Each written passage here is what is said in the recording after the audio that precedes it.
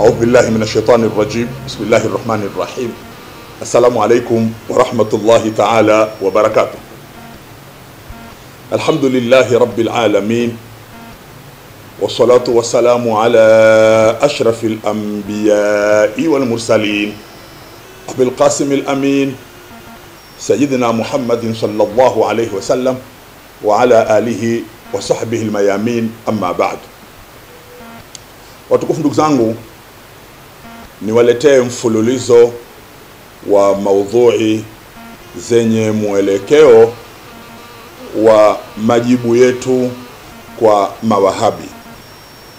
Niwaletee mfululizo wa maudhui zenye mwelekeo wa majibu yetu kwa mawahabi. Kwa leo hii insha Allah ni majibu yetu kwa mawahabi sehemu ya kwanza, na kwa kuwa zitakuwa ni maudhui endelevu, kwa zinaweza kwenda mpaka sehemu ya 30, sehemu ya 40, sehemu ya 50, lakini insha Allah panapo haina majaliwa nitakuwa na utaratibu wa kuleta mfululizo wa majibu yetu kwa mawahabi. Ni vyema mapema sana katika sehemu hii ya kwanza tukafahamu kwa nini tutoe muda wa kufanya mpango wa kuwajibu mawahabi. Umuhimu wake ni nini? Kwa sababu miongoni mwa neema za mwanadamu ambazo anazo ni neema ya wakati. Kwa sio vyema kuutumia wakati katika jambo ambalo halina manufaa. Nini umuhimu wa kuwajibu mawahabi? Umuhimu wake nini? Umuhimu wake tuziangalie nukta 1, 2, 3, 4, 5. Mawahabi wamekuja wakawagawa Waislamu, au mawahabi wamekuja wakatugawa. Nyumba moja utamwona baba anakwenda maulidini, mama hataki maulidi.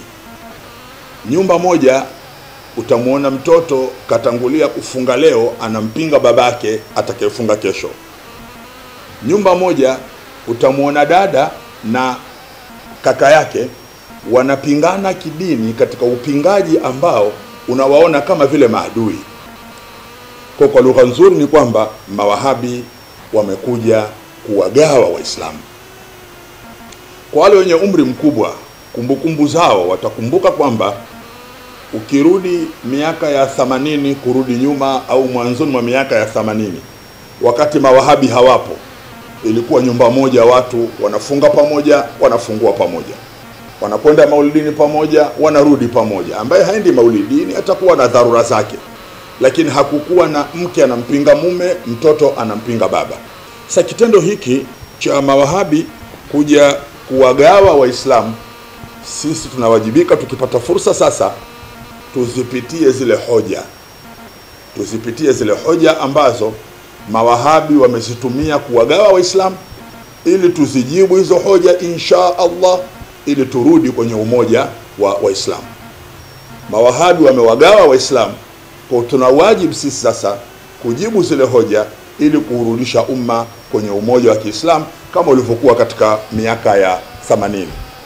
Ingawa kwa bahati mbaya sana, ukianza kuwajibu mawahabi ili kurudisha umoja, wale mawahabi wanaeneza propaganda kwamba wewe unayewarudisha ndio unayevunja umoja. Kumbe wao ndio waliovunja umoja, kwa sababu nyumba moja walikuwa watu hawafungi tofauti, ndio tulivyokuwa zamani. Hii ni sababu kubwa ya kwanza kuweka mihadhara kama hii, ili kuwarudisha Waislamu kwenye umoja. Sababu ya pili ni kuwa mawahabi wanawakejeli sana mashekhe wa kitarika. Mawahabi wanawakejeli sana mashekhe wa kitarika, na mawahabi wanajiona wao ndio wameufahamu vizuri Uislamu ulio sahihi. Mawahabi wanajiona wao ndio wameufahamu vizuri Uislamu ulio sahihi. Sasa sisi wanafunzi sasa, na sisi wafuasi sasa wa wale mashekhe wetu wa zamani, mashekhe wetu ambao tunaamini kwamba wameuelewa Uislamu ulio sahihi, ni wajibu wetu sisi kusimama kujibu. Ni wajibu wetu kusimama kujibu kuwatakasa mashekhe wale, kuwatetea mashekhe wale na kuonyesha wazi kwamba hapana, hawa mashekhe hawajakosea, na wala hawa mawahabi si walimu wazuri, na wala hawajaja na uelewa sahihi. Taabu yao mawahabi ni kwamba wao wanatashaddud. Walipokuja kile wanachokielewa wao, wanataka waislamu wote wawe katika hilo, wegoroko hapo. Lakini pia mawahabi wana kitu kinachoitwa uelewa mbovu. Uelewa mbovu. Na hili niliwahi kulisema kwamba mawahabi wana tatizo la uelewa mbovu, na mashekhe wametunga vitabu, na hata Said Muhammad Alawi al-Maliki ametunga kitabu Mafahim Yajibu an Tusahaha. Lengo na kitabu chote hicho ni kuelezea tatizo la uelewa ambao sio sawa sawa. Kwa mawahabi kwamba wana tatizo la uelewa mbovu silisemi mimi, hilo wamelisema wanawachuoni wakubwa, na baadhi yao nitataja vitabu vyao na nitavionyesha ili wewe ndugu yangu uweze kuviona na uweze kujua kwa nini kuna umuhimu wa kuweka mihadhara hii, ili kuwatakasha mashekhe, ili kuonyesha mashekhe zetu hawakupotea, ili kuonyesha mashekhe zetu walikuwa sawa sawa, ila tatizo lipo kwa mawahabi. Hii ni sehemu ya pili, kwamba ni wajibu wetu kuweka mihadhara kama hii ili kuwatetea mashekhe. Sababu ya tatu, teknolojia. Teknolojia hivi sasa kwenye upande wa habari na upande wa kuhifadhi kumbukumbu ni kubwa sana. Teknolojia hivi sasa kwenye upande wa habari na upande wa kuhifadhi kumbukumbu ni kubwa mno. Kwa hiyo tusipojibu hoja ambazo mawahabi wanazitoa na wanaziweka mitandaoni, tusipojibu, baadhi ya watoto wetu, baadhi ya wanafunzi wetu, baadhi ya waislamu ambao hawakudiriki kwenda madrasa, waislamu hao watapotezwa na mawahabi. Watapotezwa kwa sababu wao wanazikuta hoja za mawahabi kwenye mitandao, alafu hawakuti hoja zetu kwenye mitandao.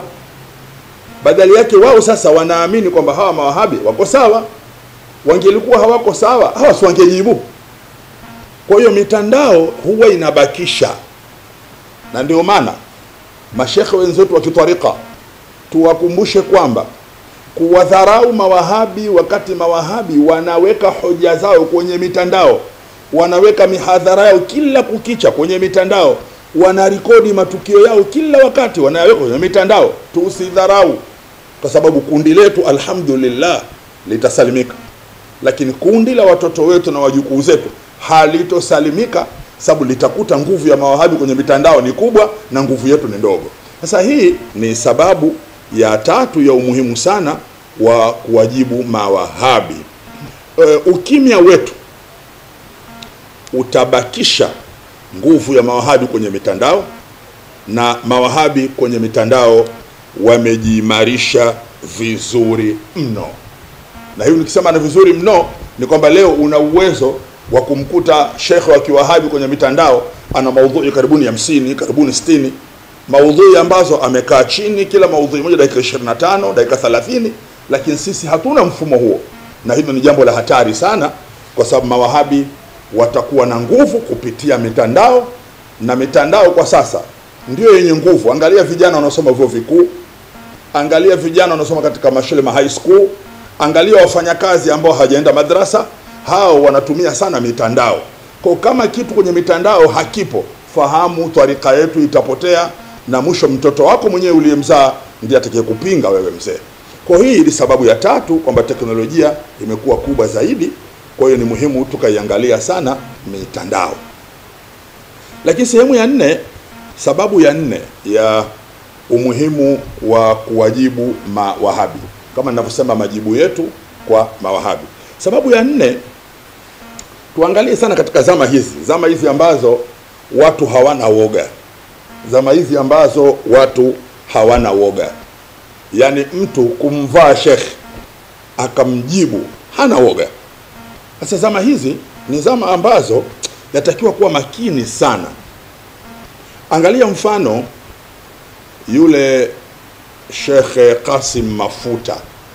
Sheikh Qasim Mafuta alipokuwa akisoma kitabu na kukikosoa na kumkosoa Sheikh Muhammad bin Abi Bakr al-Burhan al-Jalawi katika kitabu chake As-Sa'iqatul Muhriqa, kitendo cha kujasirika, akawa jasiri na akajiamini kwamba ninaweza kumjibu Sheikh Muhammad Bakari na ninaweza pia kumzodoa na kumkejeli na kumuuliza maswali ingawa yupo kaburini.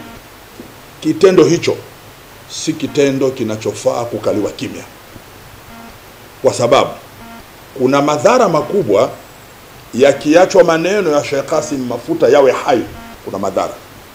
Moja katika madhara yake, kwanza ni kumdharaulisha mwanachuoni, lakini pili jamii ni kusema Sheikh Qasim bwana simchoni, kijana kasoma bwana, na hayo ndio maradhi yake. Anachotaka yeye ni hicho, ambaye kijana kasoma bwana kamvaa Sheikh Ahmad Bakari.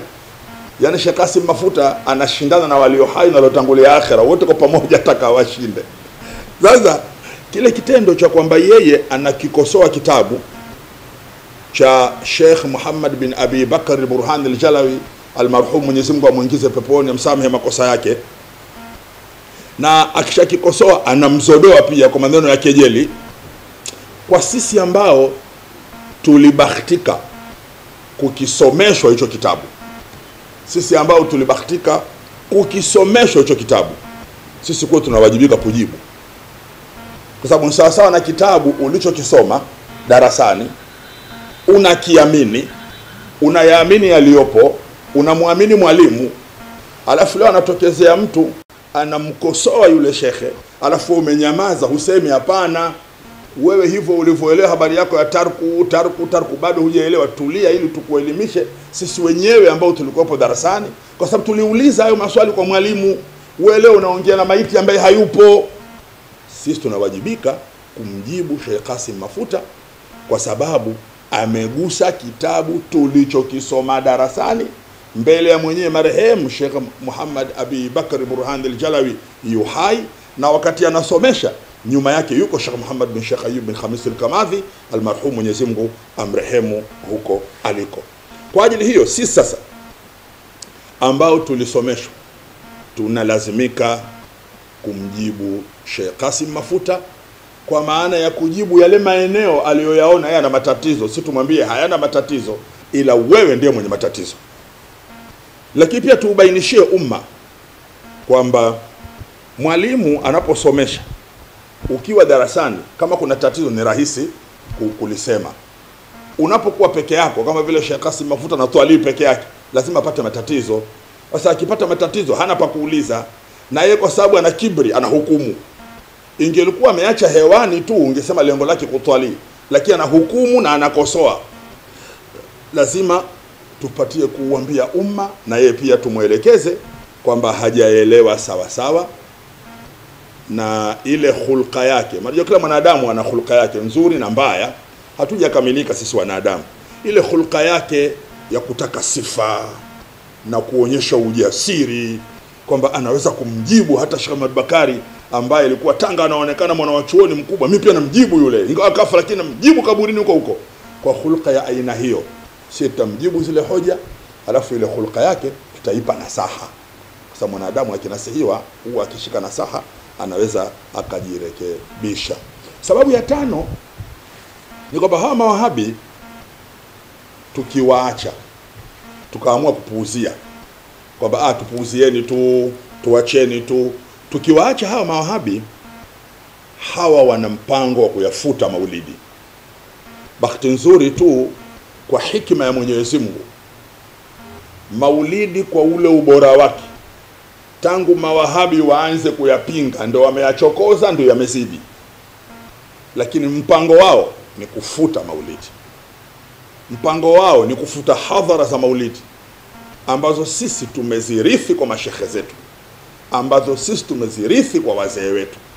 Sasa siku zote mtu ambaye ana mpango wa kufuta jambo lako halafu anaweka hoja mezani, wajibu wake ni kujibu zile hoja ili lile jambo liwe hai kihoja.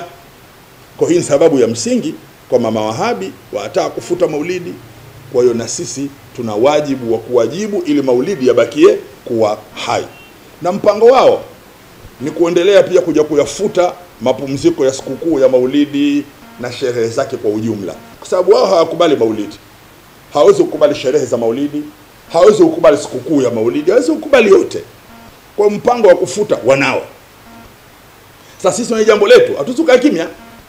Tena jambo lenyewe hatulioni kama ni bahati mbaya, tuliona ni jambo halali, lazima tujibu. Huo ndio utaratibu ulivyo. Kama jambo naliamini, watakiwa ukae ulijibu na ulijengee hoja. Mawahabi hawa wanao mpango wa kubadilisha sikukuu ya Eid. Wanao mpango huo. Wanataka Tanzania tukisikia mwezi kutoka China, si kutoka wapi, na wenyewe pia nasi tufikie mahala eti tunakwenda huko Uchina kwenye kufurahia sikukuu ya Eid. Kama hatukaa makini, kuna siku wajaona ile idadi ya wanaokimbilia kuswali majangwani wakaacha misikiti. Ile idadi inaweza kufikia mahala ikatengeneza nguvu.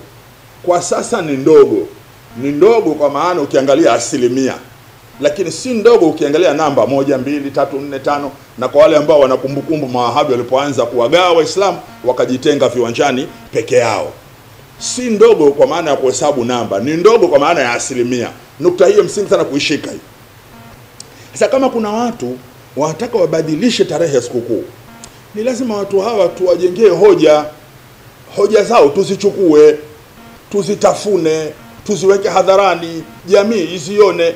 Ili anayetaka ubishi afanye ubishi, lakini mwenye kutaka kuelewa aelewe. Na huu ndio Uislamu, kuna sihiana.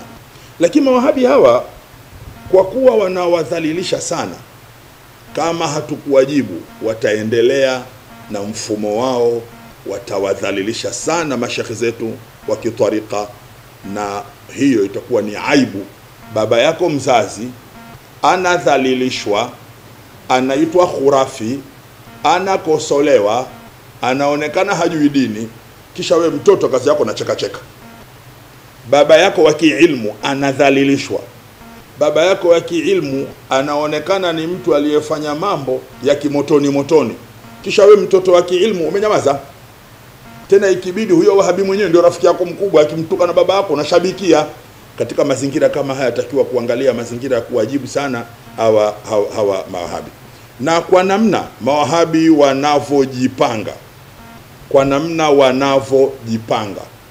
huko twendako, iko siku mawahabi watatengeneza mufti wao. Maneno haya kayaandikeni kwenye vitabu vyenu, mweneka kumbukumbu. Kwa namna mawahabi wanavojipanga, iko siku mawahabi watatengeneza mufti wao. Iko siku mawahabi watakuwa na mufti wao wa kutangaza mwezi, watakuwa na mufti wao wa kuelekeza Idi, watakuwa na mufti wao wa kauli muftabihi katika nchi, katika masala ya kidini. Tukiendelea kukaa kimya, tulingoje hilo. Na kwa upande wa serikali, ingoje, iko siku mawahabi watadai sikukuu yao. Andikeni hilo. Iko siku mawahabi watadai sikukuu yao, kwamba sisi ni Watanzania, tuna haki vile. Haiwezekani mapumziko yaende katika pote moja. Kwa kaeni chini muandae na mapumziko ya pote jingine. Andikeni kumbukumbu za maneno haya. Iko siku mtakuja kukaa muwe mnatafakari itakuwaje sasa, ndio ishakuwa. Kwa cha msingi ni kukaa mapema kabisa kujibu hoja kwamba jamani hilo silo. Ndugu zangu, baada ya kuzieleza hizi sababu ambazo zinatengeneza umuhimu wa majibu yetu kwa mawahabi, leo hii katika sehemu hii ya kwanza ni bora nikagusa japo kiduchu kinachoitwa historia fupi ya mawahabi, ili mawahabi tukiwataja mtu aweze kuunganisha na kujua alama za asili. Kiswahili cha leo wanaita kuunganisha dot. Kawaida ukitajua mtu vile ukiunganisha dot, ukiunganisha ni rahisi kumwepuka au ni rahisi kumuunga mkono. Na si sahihi kuacha kutotaja, lazima kila saa tutaje zile alama, alafu Muislamu achague. Na kwa nini? Siku zote hoja inavunjwa kwa hoja. Sasa kuna alama za haraka mbali ya vile vitabu ambavyo insha Allah kwenye namba 2 yangu, maana hii namba 1, kwenye namba 2 nitavitaja vile vitabu kimoja kimoja na nitavionyesha. Kuna muhimu sana kushika zile alama, alafu useme kweli huyu Wahabi. Kwa hiyo ima nimrekebishe au nimtahadhari au nimuongoze au nimwache alivyo, lakini umjue Mawahabi wana alama 3 jumlisha 2. Wahabi yoyote ana alama 3 jumlisha 2. Yaani useme 5, sema wana alama 3 za kuanzia, alafu unajumlisha alama nyingine 2. Huyu kweli ni Wahabi na sisi tuna kazi. Yaani kama ni mwanao, ni mdogo wako, ukishamgundua hivyo, basi jua hapo una kazi. Alama ya kwanza, yule Wahabi ni mutashaddid. Mutashaddid ni mtu aliyeshika maoni fulani. Kwa maoni hayo, hata umpe vitabu kontena, hata umletee mashekhi 20, yeye atashika yale maoni ya shekhi wake tu. Hana haja ya kupokea kauli yoyote upande wa pili. Kwani Wahabi mmoja wapo ni mutashaddid. Wahabi hawawezi kuigeuza hii kutuletea sisi. Kwa sababu sisi tungelikuwa mutashaddidun, nyie Mawahabi msingelipata wafuasi. Kwa ina maana basi kwamba sisi wafuasi wetu hatukuwajenga katika tashaddudi. Ndio maana nyinyi mmeelekeza kidogo, baadhi yake mmewachukua. Lakini nyie anafikia pahala mtu kusoma hakusoma, lakini namna alivyonuna, namna alivyomutashaddidi, yani hayuko tayari umbadilishe, yuko tayari apigane, yuko tayari kutukane, yuko tayari kukashifu. Moja katika alama ya Wahabi ni mtu mutashaddid, ni mtu anayeshikilia msimamo wake na hafungui masikio kupokea msimamo wa pili. Na kuna wakati mwalimu humwambia hasa usipokee msimamo wa pili, usikilize mazungumzo ya upande wa pili. Kwa alama ya kwanza ya Mawahabi, mtu anakuwa ni mutashaddid. Alama ya pili, kuna tatizo la uelewa, su'ul fahm. Na hili niliwahi kuisema na nairejea tu. Kuna tatizo la su'ul fahm. Na hili tatizo silisemi mimi, narudia. Ndio maana Sayyid Muhammad Alawi al-Maliki ametunga kitabu kizima Mafahim yajibu an tusahaha. Lakini baadaye nitakapokuja kuionyesha al-bid'a wal muhdathatu wa ma la asla lahu au ile bid'atu salafiyya al-wahabiyya, utakuja kuona kumbe ni kweli wana tatizo Mawahabi la su'ul fahm. Yani hadithi hii istimbati yake ni hii. Yeye anatoa istimbati ambayo haiko sahihi. Liko tatizo hilo. Nasema mimi, narudia, sisemi mimi. Hilo wamelisema wanawachuoni wakubwa. Na nilisema nitamleta kwenu huyu mwenye albid'a salafiyyatul wahabiyya. Huyu nitamleta huyu baadaye insha Allah kwenye namba 2, bid'a salafiyyatul wahabiyya. Utaona ni bid'a ngapi ambazo Mawahabi wamezifanya na wanazifanya, lakini kutokana na uelewa mbovu wanajiona wako sawa. Ukiangalia hilo utagundua kweli Mawahabi wanalo tatizo laitwa su'ul fahmi, uelewa mbaya. Hii ni sifa ya pili. Sifa ya tatu, Wahabi huwa hana nidhamu. Wahabi huwa hana nidhamu. Hata mtoto ambaye ana miaka 26 anaweza akamkejeli mwanachuoni wa miaka 90, mwanachuoni wa miaka 70, aweza akamkejeli baba yake mzazi, anaweza akajibu maneno ya katakata hivi. Hana nidhamu. Niliwahi kusema Wahabi akiwa na nidhamu, huyo sio Wahabi. Mmoja katika tatizo, na ili Wahabi mlichukue, ili mkikaa katika madrasa zenu muambie wanafunzi mnatuhumiwa kwa kukosa nidhamu. Habari ya mtu kama kapotea hajapotea, hii ni habari nyingine. Lakini habari ya kumheshimu, kuheshimu utu wake, kuheshimu utu uzima wake, kuheshimu nasabu yako kwake, kuheshimu ilmu yake uliosoma kwake, hiyo ni sehemu katika mafunzo ya dini. Kwa hiyo nalo pia kuna tatizo la su'ul adab au kukosa nidhamu. Haya ni mambo matatu. La kwanza tumesema anakuwa ni mtu king'ang'anizi. La pili anakuwa ni mtu mwenye uelewa mbovu. La tatu anakuwa nidhamu yake iko chini sana. Sasa yale mawili ya kujumlisha, moja ni ria. Moja katika sifa ya Wahabi ni kuwa na ria. Yani ile ibada anayoifanya yeye ile atakaionyesha watoto, kama ana ndevu basi asichane mbele za watu ili watu waone kama ana ndevu. Kama ana swali basi kidole kikitingisha huko anazungusha macho ili muone kama katingisha kidole.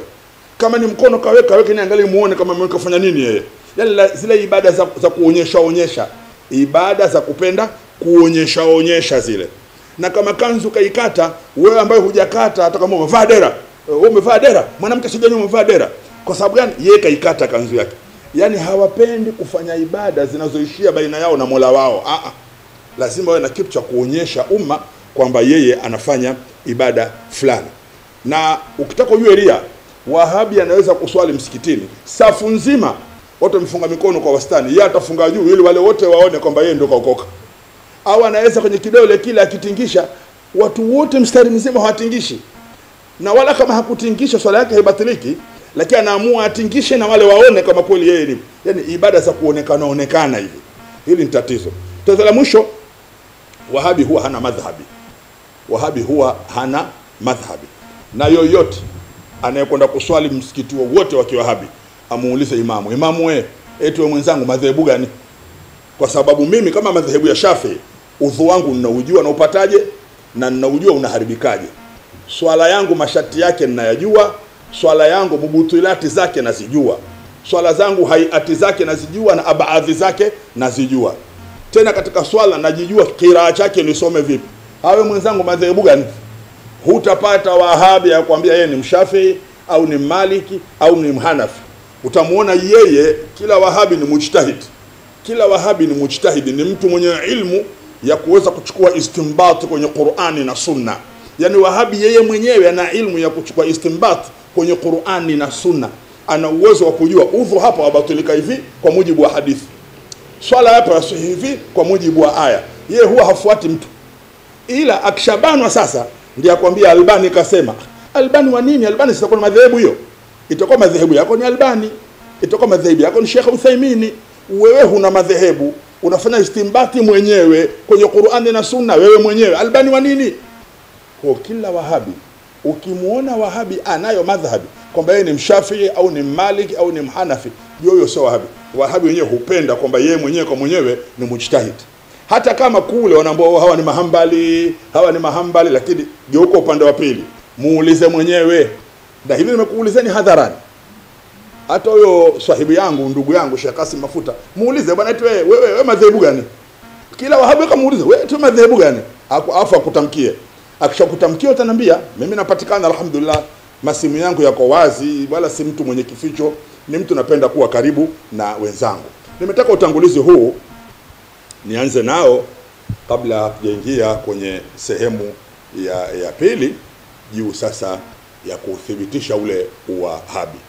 Nimetaka kipindi hiki cha kwanza tu nitoe utangulizi, na wewe ndugu yangu ushike huo utangulizi na ufanyie kazi, ili kesho na kishokutwa useme mimi bwana niliambiwa. Sasa leo kama mwanangu mwenyewe ananipinga, nimeyataka mwenyewe.